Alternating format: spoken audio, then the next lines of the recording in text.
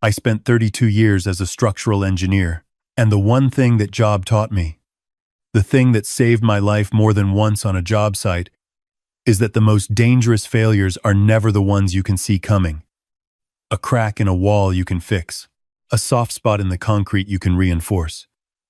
But when the rot starts on the inside, behind the drywall, underneath the surface, where everything still looks fine, by the time you smell it, the whole structure is already compromised. You just don't know it yet. That's how I'd describe my family. My name is Robert, and I'm 64 years old. I retired early, well, semi-retired.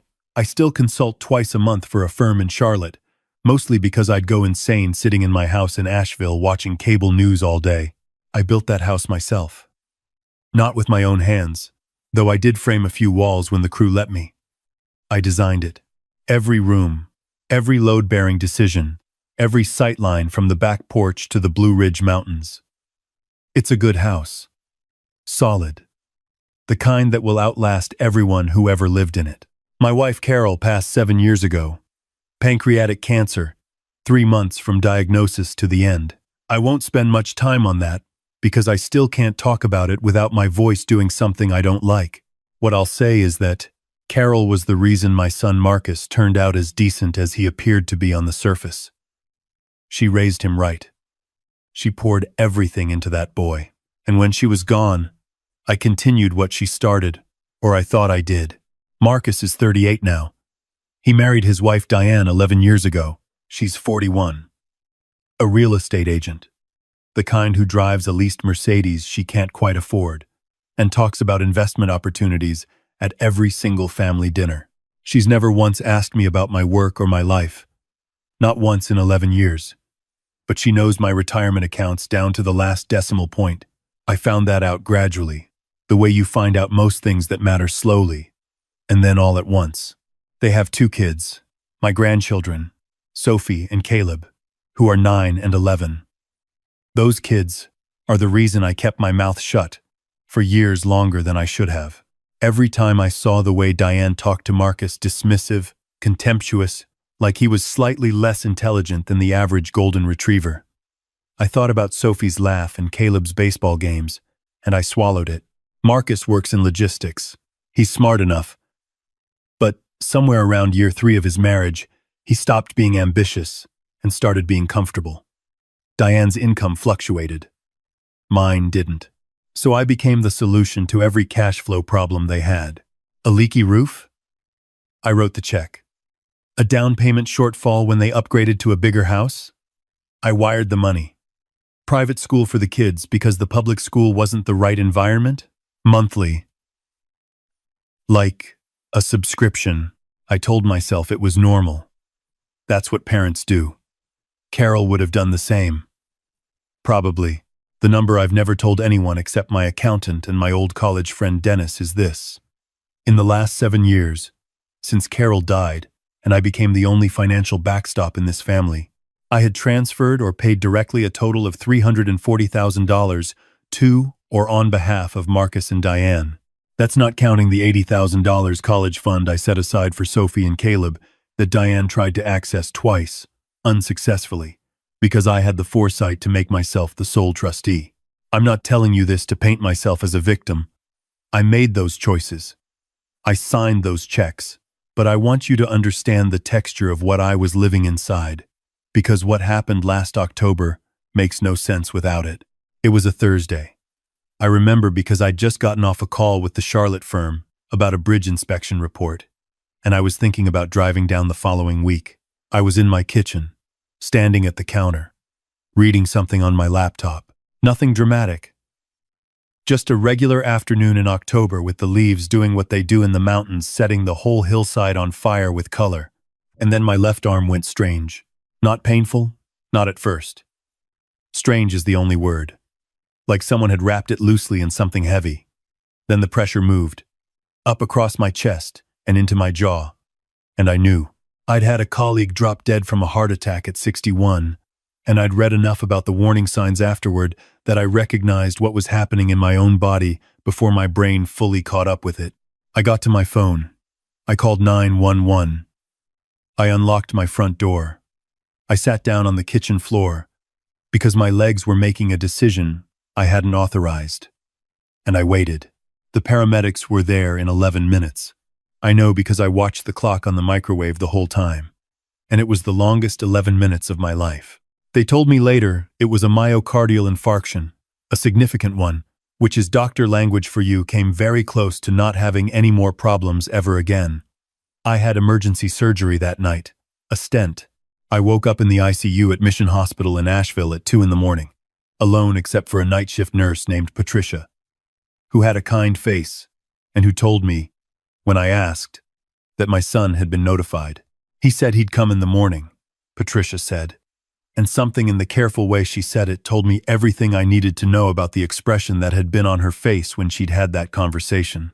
I lay there in the dark with tubes in my arm and a machine breathing numbers at me, and I thought, morning.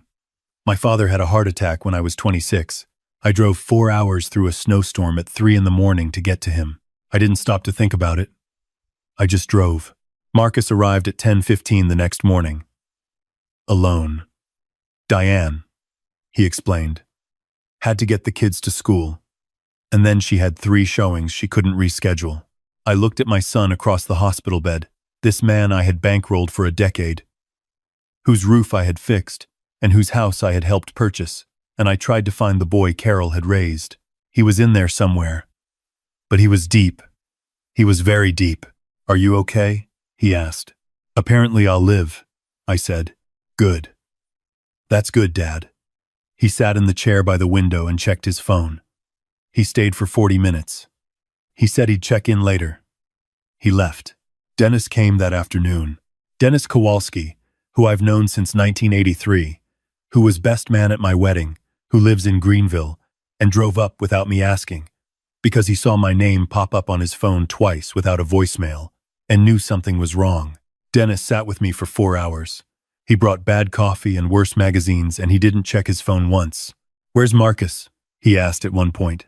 Work, I said. Dennis didn't say anything. He's a smart man. I was in the hospital for 5 days. Marcus came back once more. On day 3. Again for about 45 minutes. Diane sent a text on day 2. Thinking of you. Hope you feel better soon. The exclamation point bothered me more than I expected it to. On the second night, I couldn't sleep. Hospital nights are their own category of miserable. The sounds, the light. The way time moves differently when you're tethered to machines. I had my phone. And because I had nothing but time and a newly clarified sense of my own mortality, I started looking at things I had been avoiding looking at. I have an alert set up on my primary checking account. A courtesy feature. The bank offers any transaction over $5,000 triggers a notification. I'd set it up years ago and mostly ignored it, but lying there in the dark, I went back through 6 months of notifications, and I found something I had rationalized away each time it had appeared. 4 separate transfers, each just under $5,000, from a joint account I had set up with Marcus for household emergency purposes. $17,000 over 6 months, moved in increments just small enough to avoid triggering the alert threshold I'd mentioned to Marcus once, casually, during a conversation about banking. He had been listening more carefully than I realized. I called Dennis the next morning before the nurses changed shift. I told him what I'd found. I told him I needed a favor. His brother-in-law was a CPA, and I needed someone to do a quiet audit of every account Marcus had access to. Dennis said he'd make the call. No questions, no lecture. That's why we've been friends for 40 years. I went home on day 5 with a list of dietary restrictions, a prescription regimen, and a clarity I hadn't felt in years. Near-death experiences are supposed to be clarifying, and the cliché turns out to be accurate. Standing in my kitchen, the same kitchen where I'd collapsed on a Thursday afternoon, I understood something I'd been flinching away from for a long time. I had been funding my own marginalization. Every dollar I gave them was a dollar that confirmed to Marcus and Diane that I was the background support system of their life, not a person in it. That understanding settled into me quietly. I didn't feel rage. That surprised me. I felt something colder and more useful. Resolve. I called my attorney the following week. Her name is Sandra Cho, and she's been handling my estate planning since Carol died. I told her I needed to revise several documents and that I wanted everything processed quickly and quietly. She's professional enough not to ask unnecessary questions, but I saw the shift in her expression when she understood the scope of what I was asking. She worked fast. The same week, Dennis's brother-in-law delivered his findings by phone. Beyond the $17,000 in transfers I'd already found, there was something worse. 14 months earlier, Marcus had used a copy of my power of attorney, a document I had given him years ago for a specific, limited purpose during a brief period when I was traveling internationally to refinance a home equity line of credit against my property in Asheville, the property I had designed and built, my house. He had drawn $65,000 against it, using documentation that had long since expired in its intended scope, and I had never seen a single statement because he had listed an alternate mailing address. I sat with that information for a long time. I sat with it the way you sit, with a structural report that tells you the building is more compromised than you thought. You don't panic. You assess. You figure out what needs to happen next. What needed to happen next was this. I needed to make sure that when things changed, they changed completely and irreversibly before anyone saw it coming. Because if Marcus and Diane sensed anything in advance, the financial maneuvering that would follow would be expensive and ugly. And I was 64 years old with a new stent in my heart and limited patience for expensive and ugly. So I did something that required more self-control than almost anything I'd ever done. I acted normal. I called Marcus and told him I was feeling better. I asked about the kids. I mentioned that I'd been thinking about Thanksgiving and that maybe we could do something nice this year. I listened to him describe Diane's plans to renovate the kitchen, their kitchen, in their house, that now had $65,000 of my equity behind it. And I made the right sounds at the right times. I am a structural engineer. I understand the importance of maintaining the appearance of stability while you do the necessary work underneath. Over the next 6 weeks, I executed everything Sandra had prepared. I removed Marcus from my estate entirely and restructured everything into a trust administered by Sandra and Dennis as co-trustees. The beneficiaries are Sophie and Caleb directly, accessible when they each turn 25, with provisions for educational expenses before that managed by the trustees, not their parents. Marcus and Diane cannot touch it. They will never be able to touch it. I had the unauthorized HELOC investigated and documented. The power of attorney document Marcus had used was not valid for that purpose, and the signature on certain accompanying paperwork, according to a forensic document examiner Sandra engaged, was not mine. That finding went to a law firm that handles financial fraud. It also went to the state attorney's office. I did not enjoy doing that. Marcus is my son, but he had signed my name to documents that borrowed against my home, and there is no version of that which is acceptable regardless of the relationship. I closed the joint emergency account. I removed Marcus from every financial instrument that bore his name alongside mine. I changed the beneficiary on my life insurance policy. Then, 2 weeks before all of this became finalized and official, I made one last set of moves. I sold my truck and bought a different one in cash under a private sale. I arranged to have my mail forwarded. Mine. I had a long conversation with Dennis about staying at his place in Greenville for a while. He has a guest house, separate entrance, very comfortable, and Dennis said to come whenever I was ready and to stay as long as I needed. On a Saturday morning in December, I packed 2 bags, loaded what mattered to me into the new truck, and I drove away from my house in Asheville. I left one thing behind, on the kitchen counter, in an envelope with Marcus's name on it. Inside was a single sheet of paper. No anger, no accusations, just facts, stated plainly. In the direct language I've used my entire professional life when documenting structural failures. What I had found, what had been done, what I had done in response. And at the bottom, one sentence. The house will be managed by my attorney, pending legal proceedings. Do not enter without authorization. I was in Greenville before noon. Marcus called at 2:17 that afternoon. I know the exact time because I had already decided I would document everything from that point forward, and I was ready with a notepad. I let it go to voicemail. His message was confused. Initially, "Dad, what's going on? I came to check on you. And the place looks like Dad. Call me back. What's happening?" I noted the timestamp and saved the message. Diane called 11 minutes later. I noted that, too. Her message was less confused and more strategic. Concern about my mental state. Gentle suggestions that perhaps the heart attack had affected my judgment. Offers to help me sort things out. I found it almost impressive. She had assessed the situation and pivoted to a new approach in 11 minutes. Say what you will about Diane. I didn't respond to either of them. I sat on Dennis's back porch with a cup of coffee and watched the sun finish setting over South Carolina, and for the first time in 7 years, I felt something I hadn't been able to name until I felt its absence. I felt like myself.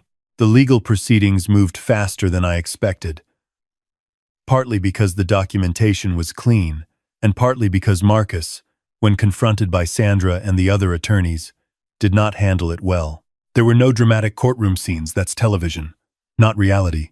What there was: a deposition, a settlement negotiation that was not gentle for Marcus and Diane, a formal finding about the fraudulent use of the power of attorney, and a repayment agreement that will follow them for years. Marcus avoided criminal charges because Sandra negotiated a civil resolution and because, I'll be honest, I asked her to. He is still my son. He will be my son when I'm in the ground. But my son and someone with access to my finances are now permanently different categories. I heard, through Dennis, that they had to pull Sophie and Caleb from the private school, that Diane's Mercedes went back to the dealer, that they sold the house, the one I had helped finance, because the legal costs and the repayment terms made the mortgage unsustainable. I heard all of this, and I felt the complicated, heavy feeling of a person who made the necessary decision and bears the real weight of its consequences. I don't recommend revenge as a lifestyle. What I recommend is not waiting until you're 64, lying on a hospital floor, to find out what your family actually values. I live in Greenville now. I found a house 8 months ago, smaller than Asheville, a single story, good bones, and I bought it without telling anyone until after the closing. Dennis's daughter, who is a landscaper, helped me with the yard. I have a back porch with a view that's different from the mountains, but has its own kind of beauty. I consult for the Charlotte firm by video call twice a month, and I've started taking on one local project at a time, mostly because I like having a reason to put on real shoes. Sophie called me on my birthday in March. She's 12 now. She didn't mention her parents or money or any of it. She just said she missed me and asked if she could visit in the summer. I said yes. I said any time she wanted. I meant it. Caleb texts me about baseball statistics at random hours. I text back because I genuinely find baseball statistics interesting, and because he is 12 years old and reaching out to his grandfather, and there is no circumstance in which I will not answer that. My relationship with Marcus is in a state I'd describe as suspended. He has called. I have spoken to him, briefly. He has said things that sounded like apologies, and I have accepted them for what they are, words. At this point, without yet enough time or evidence to become something more solid. I'm not a man who slams doors forever, but I am a man who reads structural reports carefully. And what the report on my family showed me is that the failure was long in developing and will take real time to repair. Maybe it can be repaired. I don't know yet. I'm willing to find out, slowly, on terms that don't require me to pretend the last decade didn't happen. What I know is this. On the night I came home from the hospital, alone, and lay in my own bed, with my repaired heart and my new understanding of my circumstances, I made a quiet promise to the version of myself who had spent 32 years making sure buildings didn't fall on people. I promised him that I would apply the same professional standard to my own life that I'd applied to every structure I'd ever assessed, that I would not ignore the signs, that I would not patch over rot and call it a repair, that I would do the hard work of finding out what was actually load-bearing and what was just facade, and that I would rebuild accordingly. I keep that promise every day now. It's not dramatic. It's not particularly exciting. It's just a 64-year-old man, drinking good coffee on a back porch in Greenville, building something solid. That's enough. For the first time in a long time, that's more than enough.